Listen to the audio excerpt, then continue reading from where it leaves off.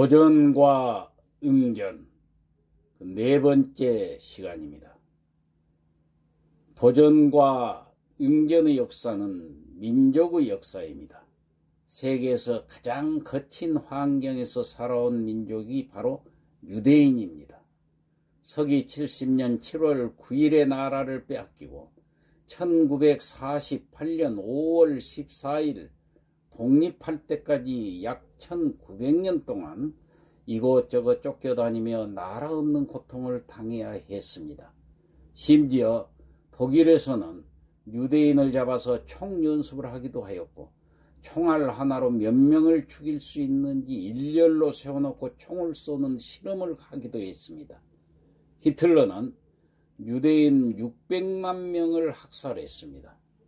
유대인들을 반기는 곳은 지구상에는 아무것도 없었습니다. 제2차 세계대전 이전에는 전 세계의 유대인 인구가 약 1,800만 명 정도였으나 히틀러가 집권하는 나치 독일의 그 홀로코스트로 인해서 약 1천만 명 정도로 줄어들었던 것입니다. 온 세계가 유대인을 박해할 때 유대인을 품어준 나라가 그래도 미국밖에 없었습니다. 2차 대전 후 몰려드는 유대인들에게 미국은 허드슨 강변을 내주었습니다. 험악하고 최악의 조건을 갖춘 그 거친 환경의 땅이었습니다. 유대인들은 옹벽을 쌓아서 허드슨 강이 범람한 것을 막았습니다. 그리고 금융업을 시작하였던 바 지금은 온 세계 금융의 중심지가 되었는데 이곳이 바로 지금의 월가입니다. 오늘날 전 세계 134개국에 약 1,400만 명 정도의 유대인이 살고 있습니다. 미국에 약 580만 명, 이스라엘에 약 600만 명 정도가 살고 있습니다.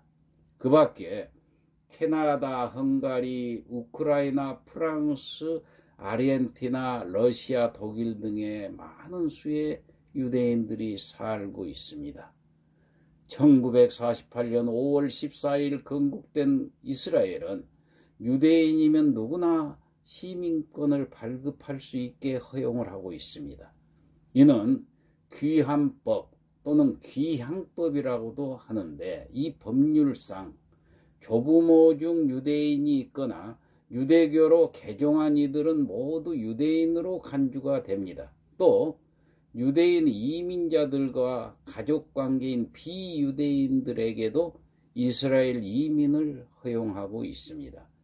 이스라엘의 이 귀환법이 유대교에서 전통적으로 따르는 유대인의 정의보다도 일부러 더 광범위하게 정의한 이 이유는 유대인의 친척들도 외부에서는 유대인으로 여겨서 반유대주의적인 피해를 입는 경우가 많았기 때문입니다.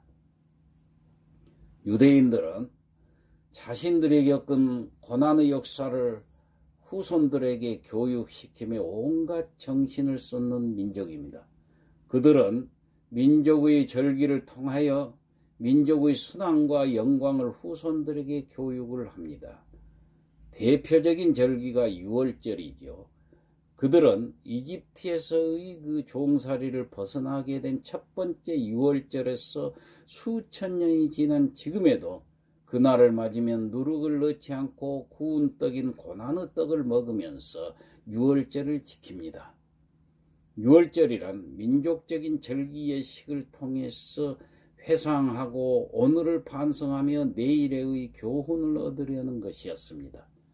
조상들이 겪은 그 고난의 역사를 잊은 백성들은 다시 그 고난의 역사를 되풀이하게 된다는 역사의 교훈을 유대인들은 잊지 않고 있습니다. 이스라엘 민족이 주권을 빼앗긴 것은 기원전 586년 바벨론에 의해 패망했을 때부터였습니다. 그 후 서기 70년 성전이 불타고 이스라엘 땅에서 사는 것마저 박탈당한 채 전 세계에 분산되어서 유리방황하며 온갖 박해와 순환을 당한 지 거의 2000년 가까운 세월이 흘렀으니 그들이 다시 모여서 국가를 이룬다는 것은 상상도 할 수 없는 일이었습니다.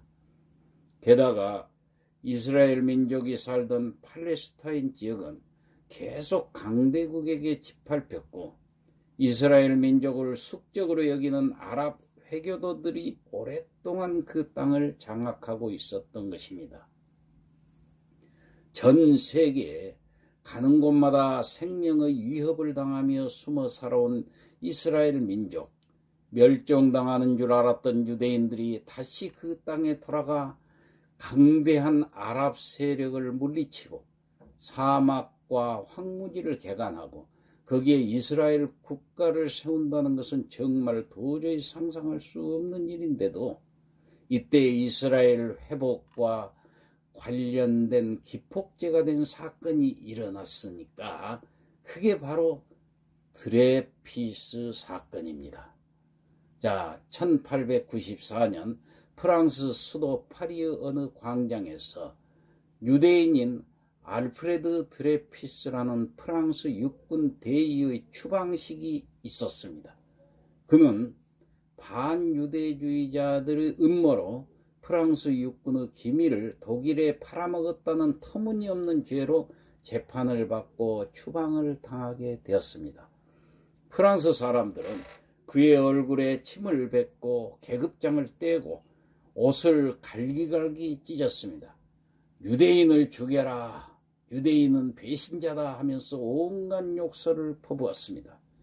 드레피스는 나의 조국은 프랑스다, 나는 조국을 배신하지 않았다, 프랑스 만세 하고 외쳤지만은 프랑스 사람들은 그를 인정해주지 않았고 결국 그에게는 억울하게 무거운 형이 내려졌습니다.